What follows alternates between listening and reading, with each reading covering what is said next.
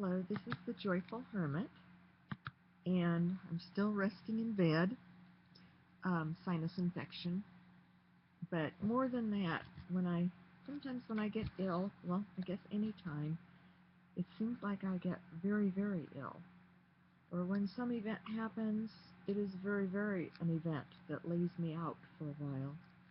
And always, always, it's the Lord bringing me to more of a standstill for reflection and to draw closer. It's an opportunity for deeper conversion. I just was listening to a marvelous discussion by a Carmelite on St. Teresa of Avila's interior castle, and I haven't read it for years, so this was a good review, and it helped me understand more where my soul is in the process, and has put me at peace because so much of my life now, since I'm in far more difficult physical circumstances, in a barely livable abode, and broke, and having to do all my own work. I'm learning plumbing now, and I've had some feelings of guilt that, a lot of my time I've had to read a book on plumbing, for example, or watch YouTube videos on plumbing or electrical wiring, or how to frame in a window or a door, and how to use a hammer gun, nail gun. And I realize that this has all been very, very good for me, that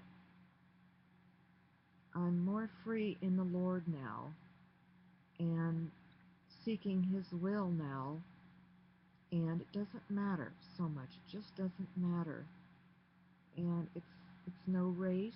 It's just seeking God's will and doing as He wills, and what He wills. And that love with Him is growing, growing, growing. So anyway, it's been a marvelous experience, and I went through the period of time last summer that I didn't care if I lived or I died. I had given up a great deal of things that seemed to matter at the time, and things that I had offered to God, yet He didn't need them. So much of me died last summer, and in the transition, and in the move, and the great divestiture of things that had mattered to me, even things within the church. A former spiritual director passed away just about a little bit over a year ago, and that was quite an experience of our interactions, especially at the end. And none of it matters other than aligning ourselves with God's will, which of course means He has aligned us, and we have surrendered all, so that His real presence aligns us.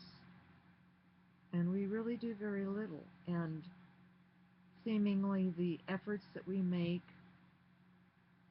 in our daily lives in the physical temporal realm are really nothing to be fretting about. It's just part of the process. And there comes a point where it doesn't really matter, but we do them. We do them because we're aligned in God's will, and the temporal is part of that. Not expressing it well, perhaps. I'll ponder more on this and try to write on my blogs about it. God bless His real presence in you and in all of us.